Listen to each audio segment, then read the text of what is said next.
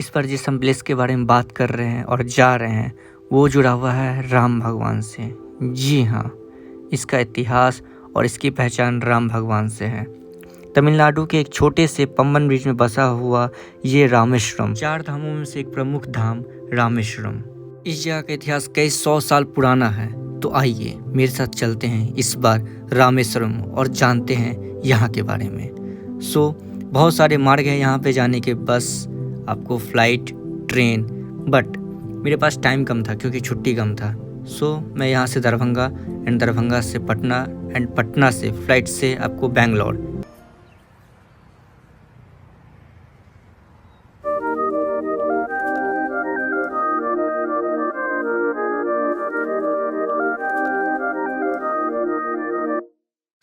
Flight land होने के बाद मैं सीधा कैब किया और अपने रूम पे यानी कि होटल चला गया एंड मैंने इससे यहाँ बुला लिया क्योंकि मुझे पता चला कि ये भी बेंगलोर में है एंड जब ये है तो क्या गम है। बेंगलोर पहुँच के सबसे पहले खाना खाए और उसके बाद रेस्ट करने के लिए चले गए क्योंकि यार बहुत ट्रैवल करके आए हुए थे और थक कुछ ज़्यादा ही गए थे। और जब मैं उठा तो पता चला कि 7 बज चुके थे एंड 7:30 की मेरी बस थी। मैंने कैब किया और निकल पड़ा बस स्टैंड क्योंकि यहाँ के बस स्टैंड भाई ढूंढते ढूंढते बहुत लेट हो जाती है। बट मेरे साथ कुछ ऐसा हुआ नहीं। फाइनली भगवान का कृपा था कि मेरे साथ कुछ भी ऐसा हुआ नहीं। मेरे बस जब निकल रही थी मैं वहाँ टाइमली पहुँच चुका था और ये रहा मेरा बस। जी हाँ, इसका कॉस्टली मुझे पड़ा है 2300 1 बेड का, जो आपको स्लीपर आता है। भाई जब फर्स्ट बार बस में घुसे तो नीट एंड क्लीन, कहीं भी कुछ भी दाग धब्बा नहीं जैसा होता है अन्य बस में, बट इसमें नीट एंड क्लीन। एसी चल रहा था और सब चीज़ अच्छा से वर्क कर रहा था। सोने के लिए आपको एक ब्लैंकेट भी दिया गया था जिससे आप ठंडा लगे तो आप उसे ओढ़ पाएँ। एंड रात का टाइम था तो मैं ज़्यादा वीडियो नहीं बनाया, सीधा सो गया। एंड 11 या समथिंग 11:30 बजे बस रुका तो वहाँ पे खाने के लिए, जो ये प्लेस है आपको। जी हाँ, यहाँ का रेस्टोरेंट बहुत ही अच्छा था और यहाँ के लोग भी बहुत अच्छे थे। फिर क्या था, खाना पीना होने के बाद मैं सीधा सो गया और सवेरे जब उठा तो ये व्यूज़ था।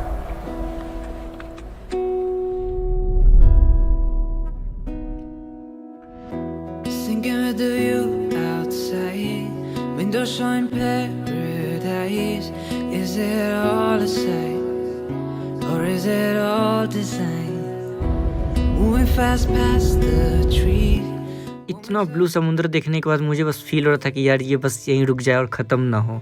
बट फाइनली हम लोग रामेश्वरम पहुंच चुके थे। बस स्टैंड पे आए एंड वहां से हम लोग एक टेम्पू छोटा सा है वो किए। घूमने का प्लेस कौन कौन सा?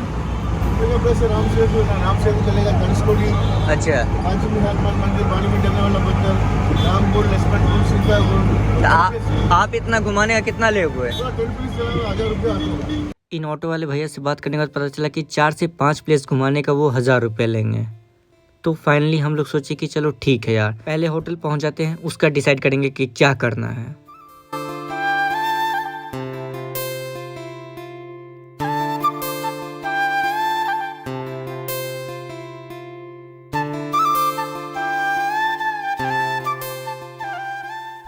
और फाइनली पहुंच गए हम रामेश्वरम मंदिर के नज़दीक। जी हाँ, मेरा होटल इससे बस 400 मीटर दूर था और मुझे बस थोड़ा घूम के जाना था और मैं बस पहुंच गया होटल। ये रहा होटल मेरा एंड यहाँ के रूम आपको 1000 में मिल जाएंगे पर डे के लिए। और फिर मैं फ्रेश हुआ और निकल गया आपको सीधा अग्नि तीर्थम के तरफ। यहाँ पे सुना जाता है, कहा जाता है कि राम भगवान जब लंका पे विजय पाके लौटे थे तो यहीं पे स्नान किए थे और यहाँ पे स्नान करने के बाद उन्होंने शिव भगवान को स्थापित किया था। जी हाँ, तो मैं भी निकल पड़ा फ्रेश होके सीधा नहाने के लिए।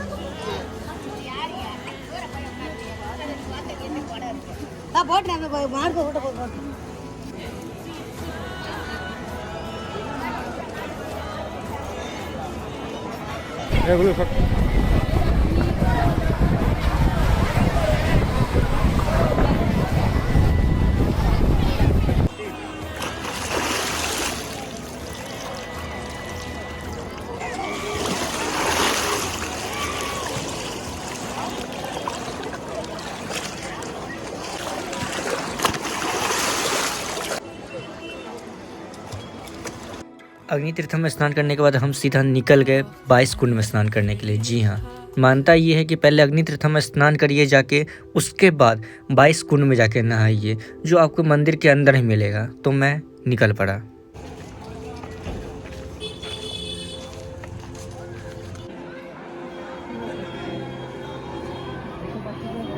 एंड अंदर जाके मुझे पता चला कि 25 रुपीज़ पर पर्सन पर कुछ चार्ज लगता है, जो आपको स्नान करने में लगेगा। एंड बाहर में कुछ ऐसे लोग भी रहते हैं जो मंदिर के अंदर में ट्रस्टी रहते हैं, वो आपको नहा देंगे, बट उसका कॉस्ट है आपको 250 रुपये पर पर्सन। सो आपको ये करना है या ये करना है, आप पे फैसला पड़ता है। 25 रुपये लेके अपनी खुद से ही जाके नहवाना है या उनके द्वारा जाके अच्छा से नहाना है, या आप पे फैसला पड़ता है। भाई मेरा स्नान बहुत सही हुआ। मुझे पता नहीं था कि मेरा स्नान इतना सही हुआ, क्योंकि देख रहे थे जब तो सब पे बस छीटा मार रहा था। बट हमको पता नहीं भगवान का क्या आपको वरदान बोले या क्या बोले, आशीर्वाद बोले, कि मिला हुआ था कि प्रॉपर वे में नहाया सब कुंड में। हमको अंदर में कैमरा ले जाना अलाउ नहीं था, मोबाइल ले जाना अलाउ नहीं था, बट मेरा 12 मिनी था तो मैंने किसी तरह से रख लिया था, जो पकड़ में नहीं आया। बट मैंने कुछ क्लिप्स निकाला है अंदर का 22 कुंड का। टोटल तो नहीं निकाल पाया, लेकिन कुछ निकाला है, तो आप लोग देख लो एक बार।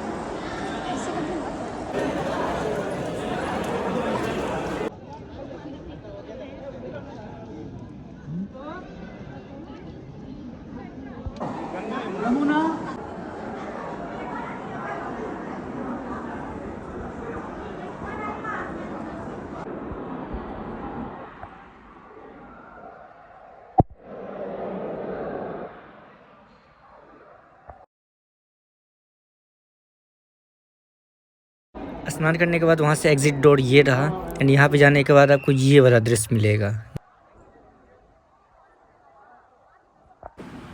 फाइनली कंप्लीट 22 कुंड प्लस वो समुद्र में नहाना। पहले समुद्र में आप नहाइए, उसके बाद फिर 22 कुंड में जाके नहाइए, और बहुत अच्छे ढंग से जिसको बोलते हैं वो हुआ है। लोग सब वहाँ पे 250-500 रुपया दे के नहाते थे उस आदमी से। लेकिन अगर आप रिक्वेस्ट करेंगे, मतलब जितने भी वहाँ पे नहाने वाले थे, जो आपको इंचार्ज होते हैं वहाँ के, वो आपको प्रॉपर नहा के देंगे, मतलब आपको ढाड़ेंगे एकदम अच्छा से। अगर आप उनको रिक्वेस्ट और हम्बली तरीके से बोलोगे, प्यार से भैया करके, आपको अच्छा से नहाएंगे। वो 500 रुपये आपका बचेगा और अच्छा से आप नहा भी लोगे।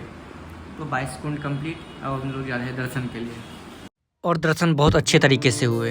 मोबाइल ले जाना अलाउ नहीं था, तो इसलिए मैं रूम में ही मोबाइल छोड़ दिया था और वहाँ पे चला गया था। उसके बाद हम लोग क्या किए कि कॉरिडोर निकल गए। जी हाँ, और यहाँ का कॉरिडोर ऐसा है कि मेन आपको जो मंदिर है उससे कनेक्टेड है, तो यहाँ पे मोबाइल ले जाना अलाउ था। बट हाँ, आप फ़ोटो क्लिक करो, वीडियो कुछ नहीं बना सकते हो। फिर भी किसी तरह से मैंने क्लिप निकाला है, तो आप लोग देखो एक बार। यहाँ की स्टोरी ये है कि जब लंका पे विजय पाके राम भगवान वापस आ रहे थे, तो उन्होंने ब्राह्मण रावण को मारा था। तो उनका जो आपको पाप लगता है उसको मिटाने के लिए उन्होंने शिव भगवान की स्तुति करना चाहा। तो हनुमान भगवान को बोला गया कि कैलाश से एक शिवलिंग लेकर आइए। लेकिन जब बहुत ज़्यादा लेट होने लगा तो सीता माता रेत से ही शिवलिंग बनाई। एंड यहाँ पे आपको 2 शिवलिंग है, एक तो जो सीता माँ रेत से बनाई थी, और दूसरा जो हनुमान भगवान आपको कैलाश पर्वत से लाए थे।